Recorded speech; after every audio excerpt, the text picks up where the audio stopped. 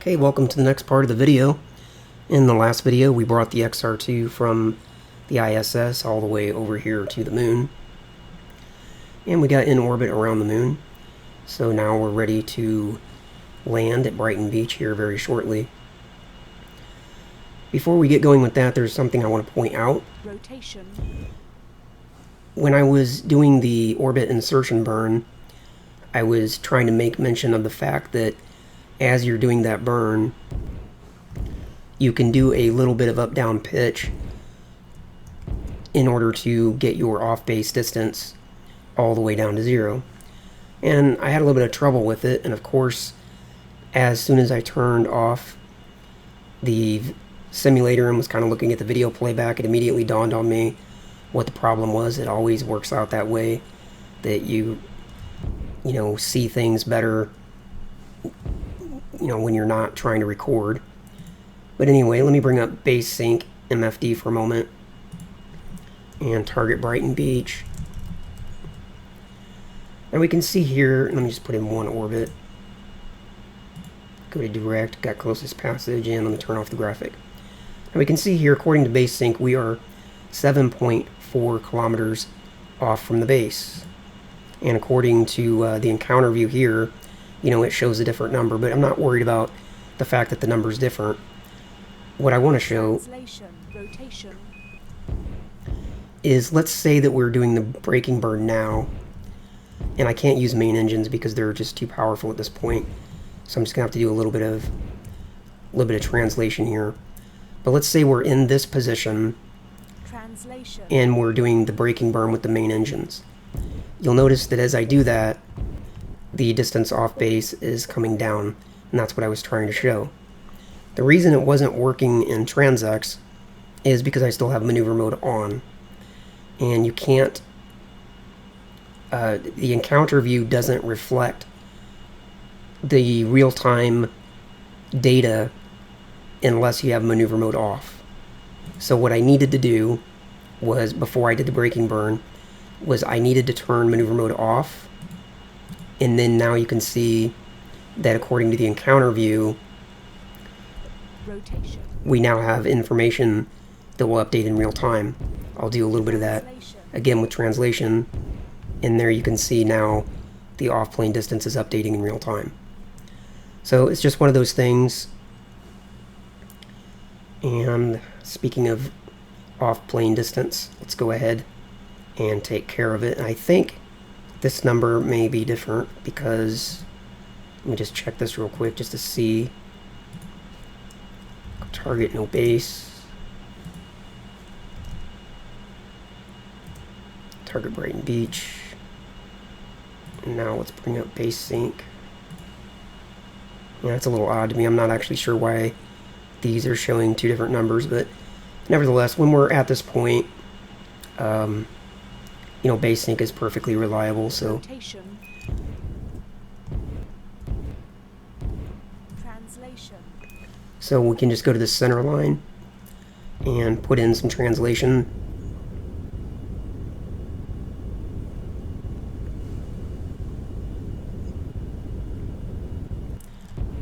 Of course, it would help if you put in the translation in the right direction.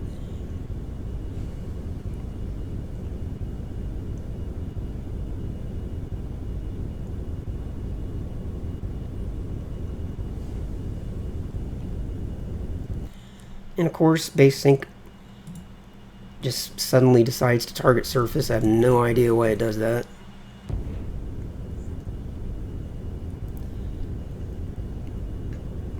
Yeah, I'm not completely sure why TransX and base sync come up with a different number for the off-base distance, but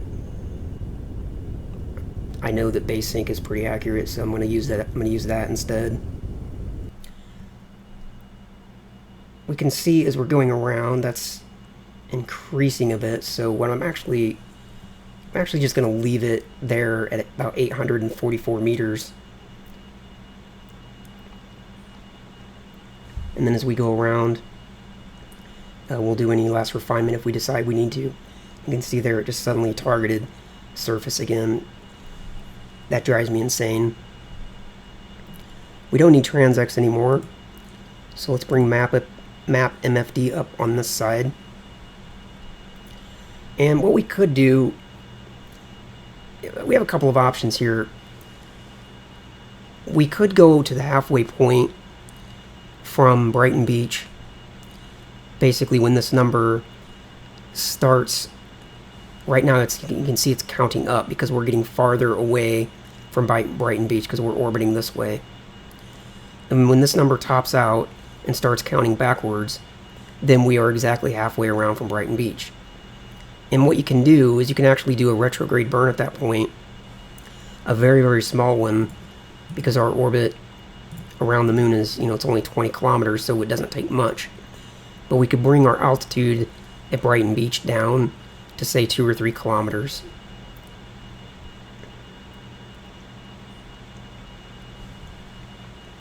That way, by the time we get over there, instead of falling from 20 kilometers, we only have to fall from 2 or 3 kilometers.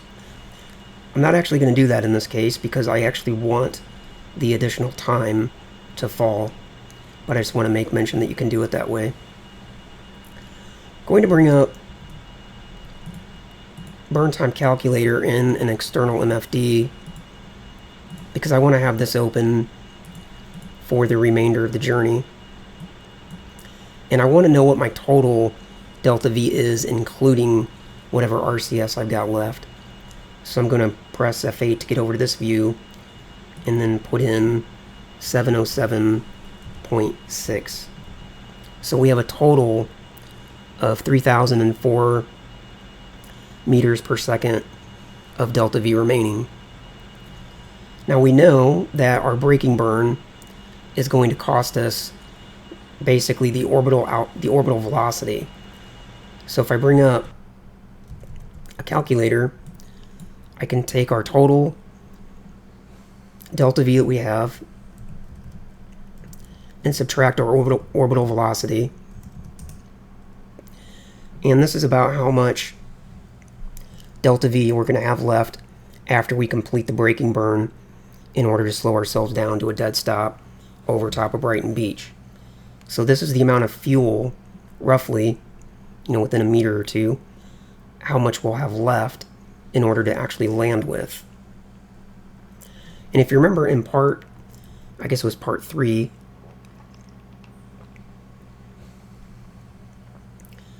whichever part it was for the fuel calculations, I said that the biggest unknown for calculating how much fuel we would need for this journey was the actual landing process. We knew how much it would cost us to come to the moon. We knew how much it would cost us for the lunar orbit insertion, and we know how much it's going to cost us to slow down, but I'm not sure how much it's going to cost us to actually hover down and land, and that's kind of one of the things I want to find out for myself, because I'm curious. Now, it's going to be different for every landing, but we should be able to get, a close estimate to what it would cost usually.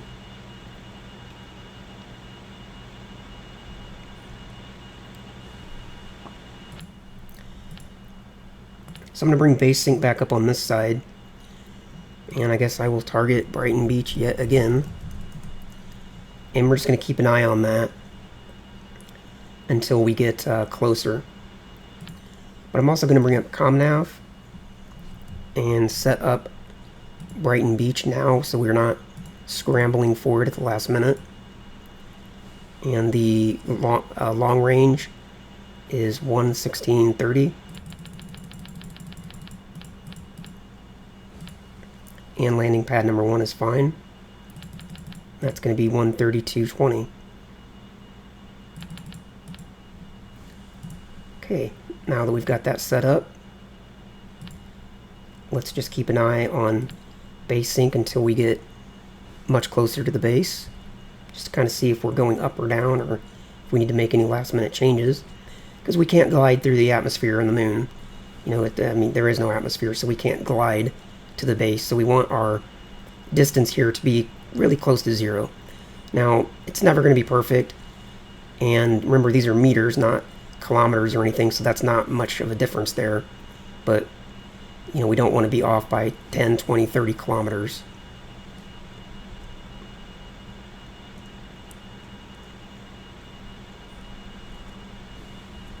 And now it's counting backwards, so we're fine.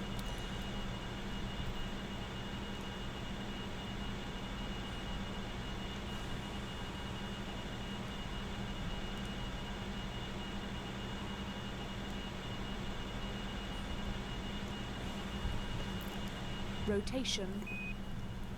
Translation. I'm just going to do just a tiny bit of translation to go ahead and bring that down a little bit more. And that'll be fine right there. So now we're not going to worry about that at all anymore. Let's bring up the VOR, VTOL, and FD so that we can tell when we're in range of the long-range radio beacon. And that'll be when we're at about 500 kilometers from the base.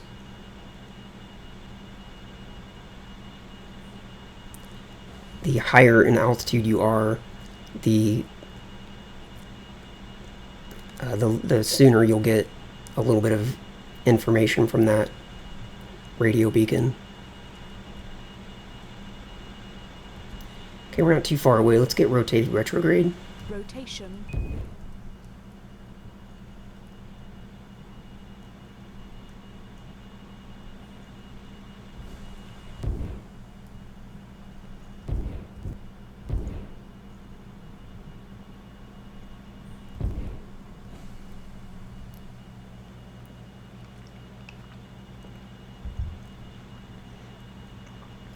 Now, I don't believe I need this panel for anything.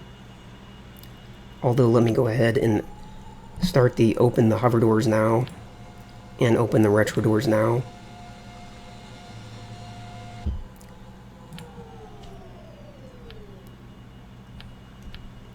But otherwise, let's have this view up so we have the larger MFDs to look at.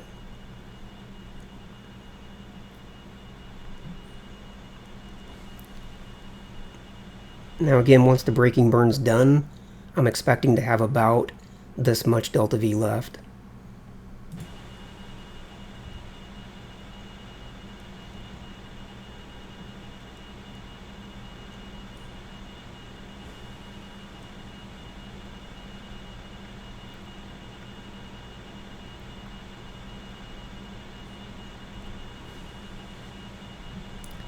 Actually, now that I think about it, I do want the panel up because I want to have the descent hold fairly soon.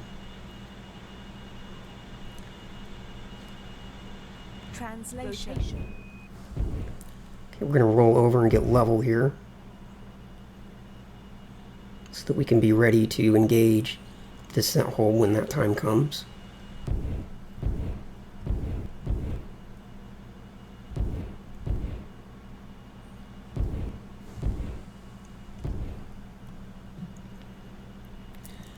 Now let's use burn time calculator to figure out how many kilometers we're going to need in order to eliminate that much velocity.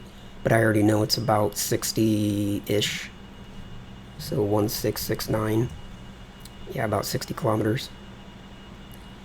So when our distance from Brighton Beach is down to 60 kilometers, we'll engage the main engines.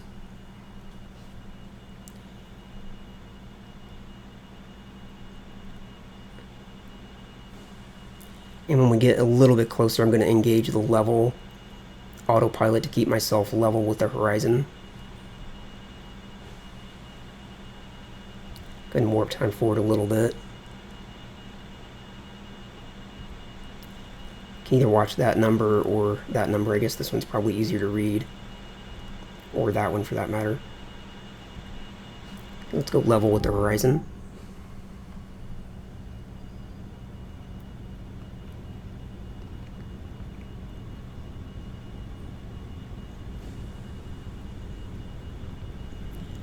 And we're going to engage our main engines here at about 60 kilometers until our horizontal speed is 0, or very close to 0. And at that point, I'm really curious how much additional fuel it will take me to actually land on the pad. I'm going to make note of that just for future reference in case I ever want to do a mission similar to this one again. Then I'll have some kind of benchmark to know that I need about that much fuel for the landing process. Okay, so we're down to 106 kilometers, 105, and counting down.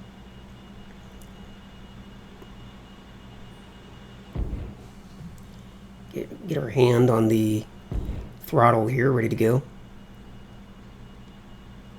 Because those numbers do count down quickly. Again, we're going for about 60 kilometers.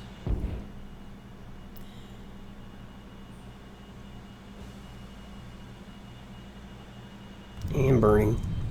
Got the main engines locked, so we're now losing horizontal speed.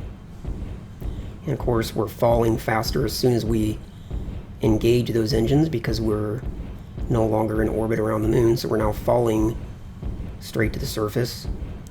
And I'll deal with that later. It's one of the reasons I wanted to keep my altitude a little higher. If I brought it all the way down to 2 or 3 kilometers, I'd have to be engaging the hover hold right now, and I don't want to do that because I want to see how much fuel it's going to cost me to actually land. Just watching the horizontal speed over here.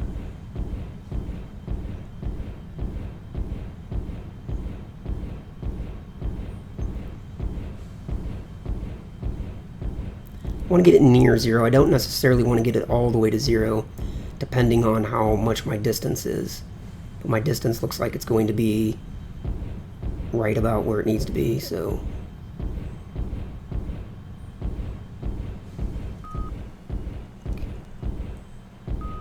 Translation.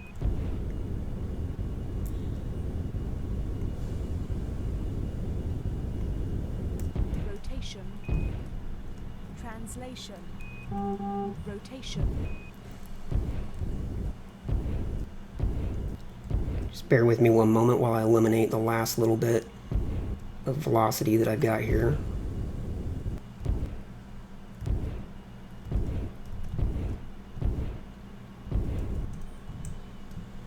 Translation.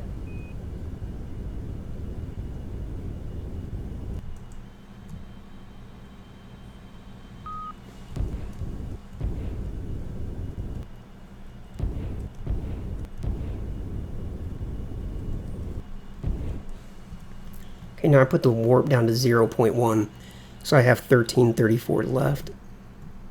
And that's what the calculation said it would be. So we have this much fuel to land with. Now let's find out from this point, from 1334, let's see how much fuel we use to land. Okay, back to real time. Navigation. Rotation. Let's put in a little bit of hover here.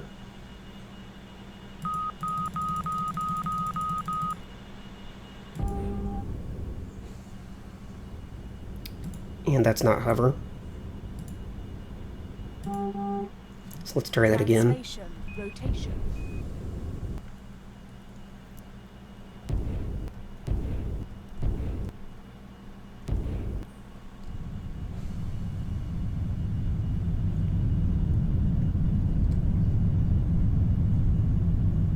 Normally my lunar landings are better than this, but I'm trying to find out how much fuel it's costing me to land, so I'm doing things a little different than I usually would. Translation. 5,000. Rotation.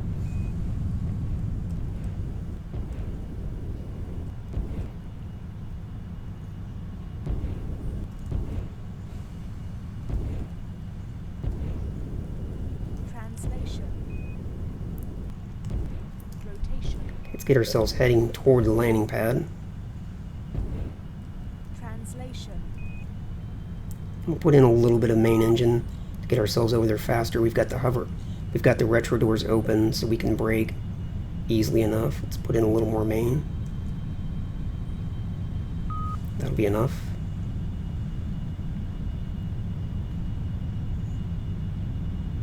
And we're burning through that fuel pretty quickly, so we definitely can't take too much time landing here.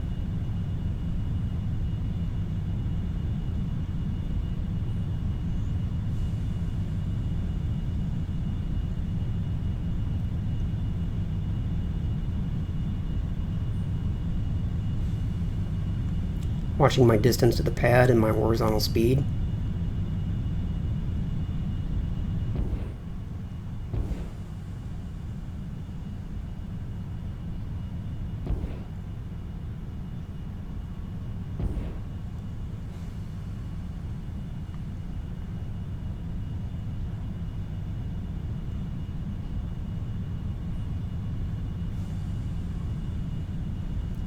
And here in just a moment, we'll do the retro burn to brake.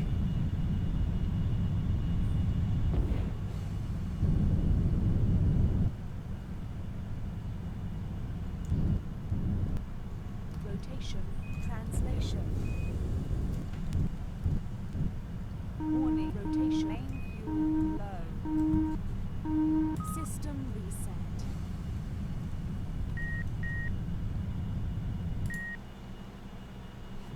Translation.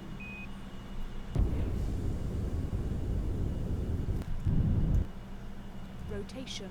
Translation.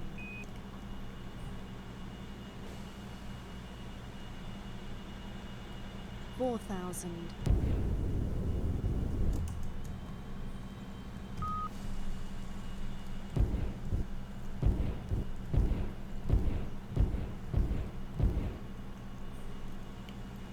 Just bear with me while I concentrate.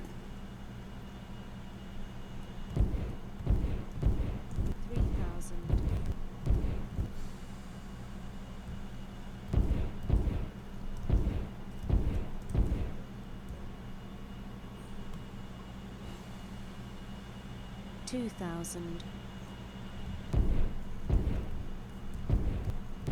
You are cleared to land. Oh my god, landing gear. 1,000 down. 800. 600. 500. 400. Gear down. Translation. 200. 100. 75. 50. 40. 30. 20. 15. 10. 8. 6. 5. 4. 3. 2. Not an ounce of fuel to spare, that's for sure. Wheel stop. Wow, that was tight. Okay, let's figure stuff out here one moment. Okay, we can turn on external cooling. Using external O2. That was exciting, I gotta say. External cooling online. We don't really need this stuff open, but we don't necessarily have to close it either. Okay, well now I've got a good idea of what it costs to land. Basically, a lot more than I thought. I wouldn't have thought it would take 1,000 meters per second to land.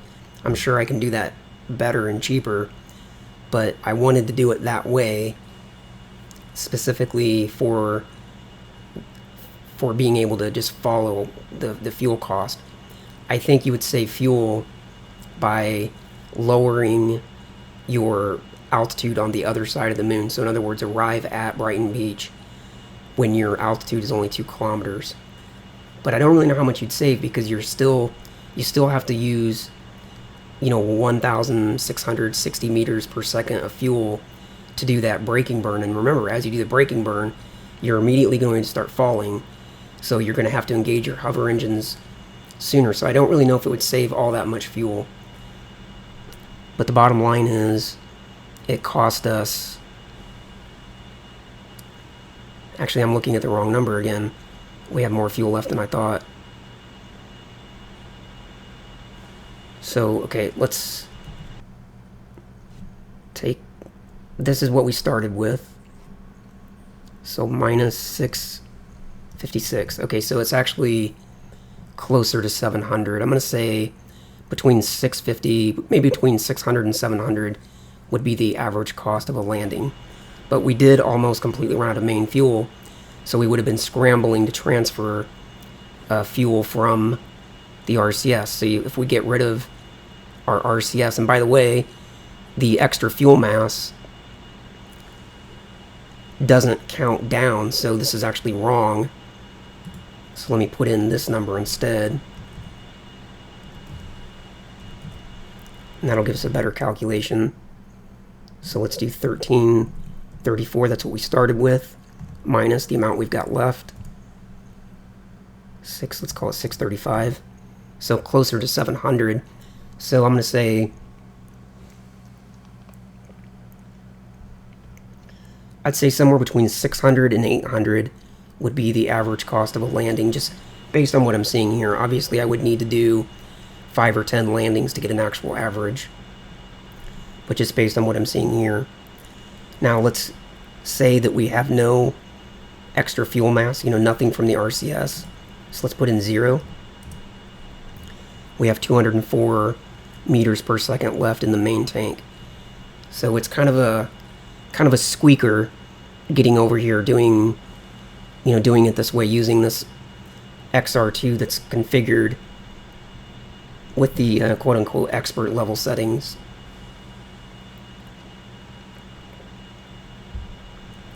But it's interesting. It's good to know that you can make it. So, alright, that's going to wrap it up for this part of the video.